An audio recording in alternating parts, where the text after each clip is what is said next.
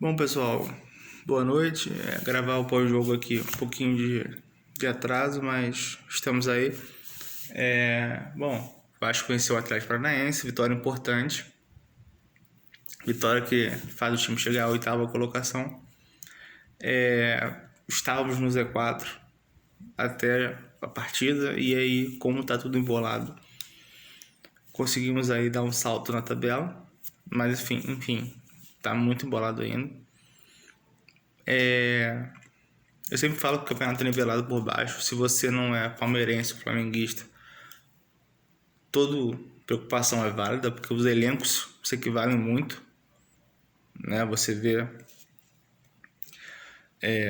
Cruzeiro ganhando Bahia fora, você vê a Chapecoense tirando ponto do Mirassol, o Real tirando ponto do Palmeiras, né? Que aí é a surpresa, mas não tanto pelo futebol que o Palmeiras tem jogado, né? Se o Bragantino há pouco tempo venceu o Flamengo 3-0, né? Poderia até ser mais, enfim. Tem assim vários resultados que você vê que, cara, não tem um bicho papão, né?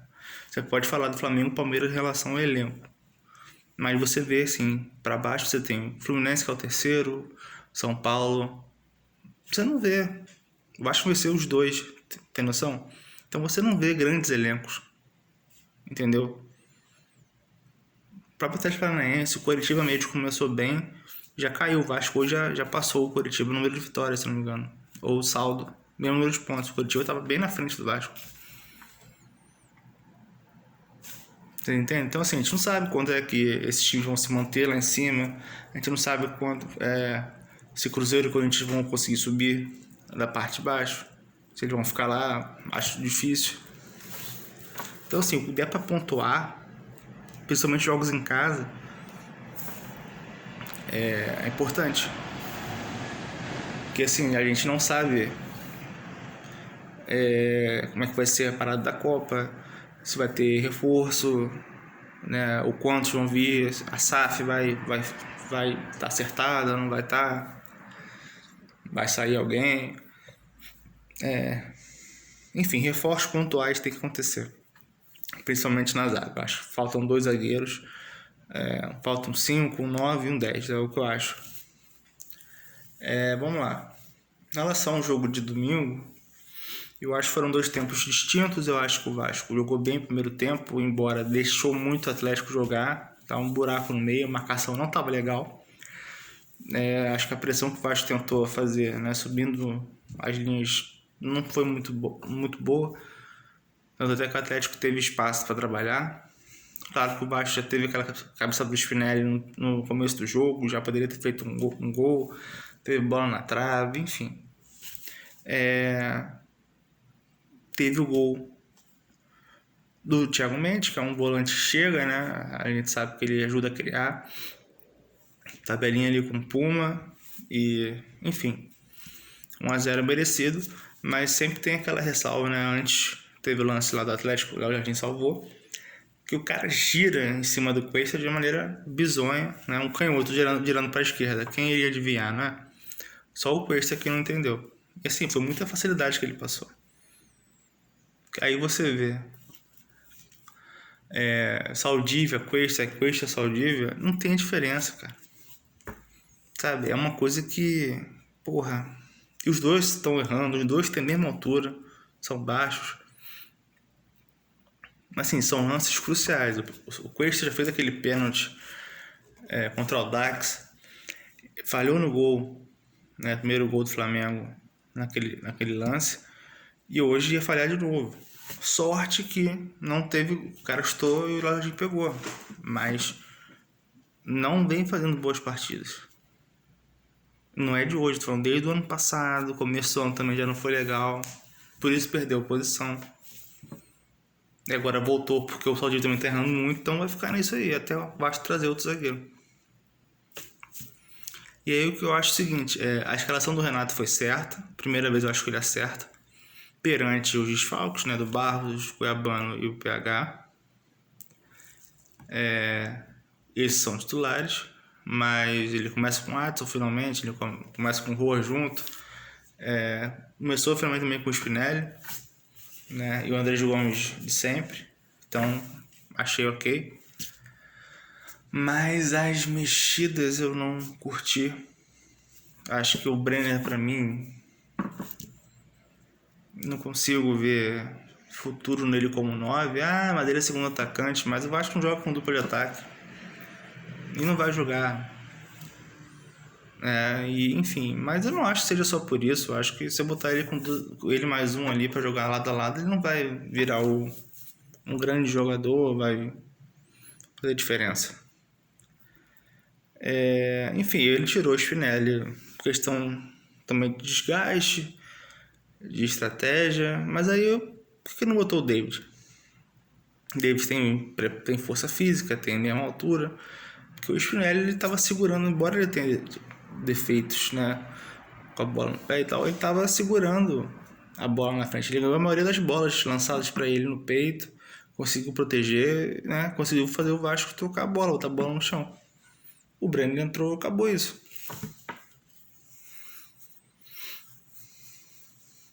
Por isso que eu falo, tem que trazer um 9 também de área na janela. E aí, pra mim, ele erra botar o Brenner.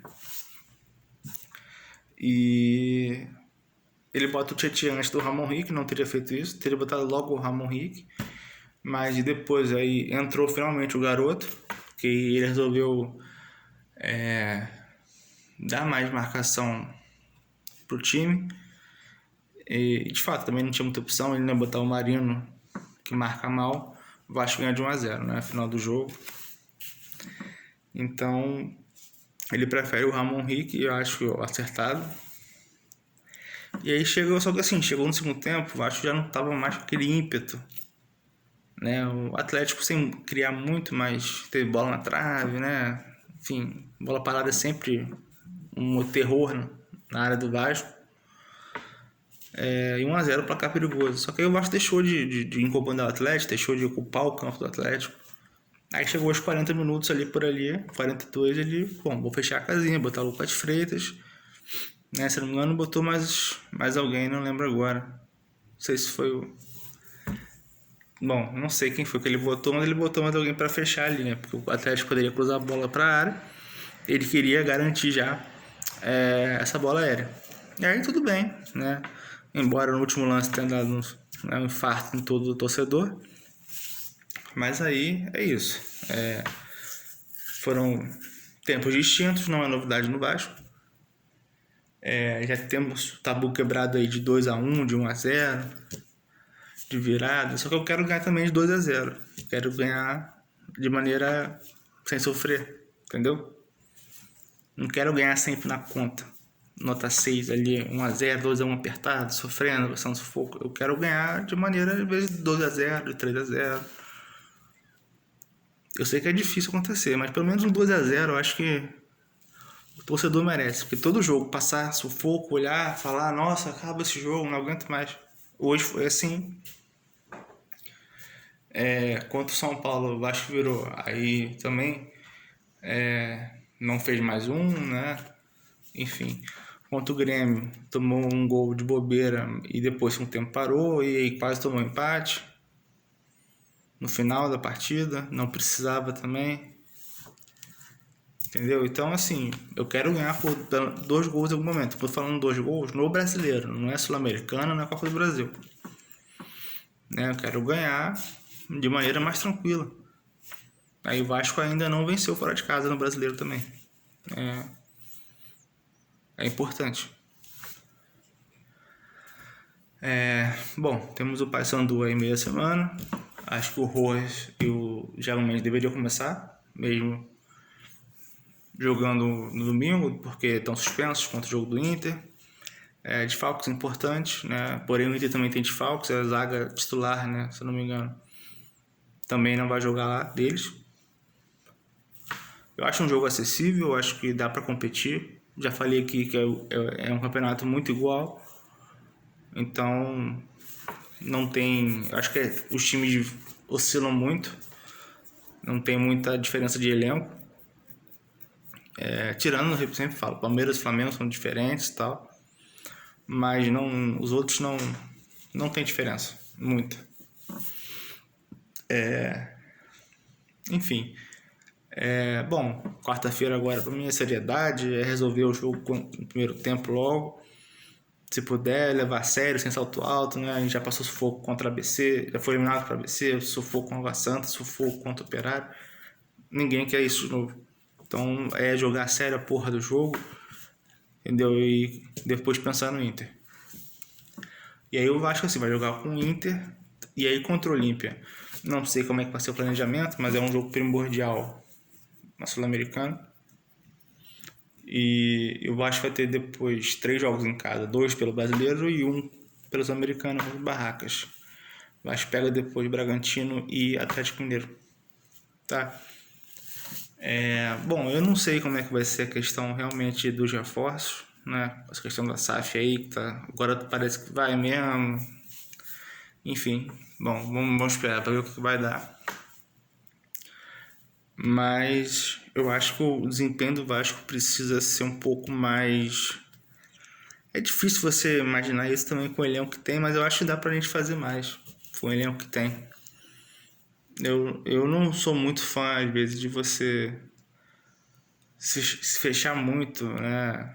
Ou então se fechar, mas desde que você tenha uma contra-ataque, uma opção de velocidade, né? Porque assim, a gente fez 1-0 contra o Remo, tomou um empate, depois tomamos a virada contra o Botafogo. Fizemos 1-0 contra o Coritiba, tomamos um gol porque o time ficou todo lá atrás, não conseguia sair, não tinha opção de válvula de escape, entendeu? Então, e ontem, assim, se aquela bola entra no final do jogo, a gente já tá mudando discurso aqui, mas eu não vou ser resultadista. Não vou dizer que seria um absurdo, porque o Vasco no segundo tempo ele parou de atacar, pô. Acho que o Santos fez uma defesa no segundo tempo. Não foi uma bola no gol. Então, assim, tá sendo um trabalho, assim, muito na vontade. E o que eu quero dizer, assim, o que muda do Renato pro Diniz é que os jogadores gostam do Renato. O Renato é mais resenha, não sei o que. Os jogadores não tem problema com o Renato de relação. O Renato cobra menos jogadores. A gente sabe que o jogador de futebol ele é um pouco mimado de maneira geral, não gosta de ser cobrado, não gosta de tomar bronca. E o Renato, por mais que às vezes cobre, ele não vai, né, gritar o jogo inteiro como a gente fazia. Então, o que muda pra mim é o clima mesmo dos jogadores se sentirem mais confortáveis. Porque, assim, questão de estratégia, tática e tal, não vejo muito isso no campo, tá? Enfim. Agora bom, esperar o jogo pra quarta, né? Espero que tudo dê certo. E pensar no jogo contra o Inter. Que, repito, é um time que tá crescendo. Acho que ele fez um bom jogo contra o Coritiba, já tinha vencido o Fluminense. Mas, repito, é uma competição nível sempre nivelado por baixo e eu acho que o Vasco tem condições sim de fazer uma boa partida. Bom, pessoal, um abraço para vocês aí. Pós-jogo quarta-feira, quarta ou na quinta no máximo. Tá bom? Agradecer aí ao pessoal aqui do canal, que tá na página também. Já chegamos a 1000 e alguma coisa de seguidores ali. Enfim, deixe seu like, né, e compartilhe aí com quem você quiser para ajudar a gente aqui, tá bom? Valeu!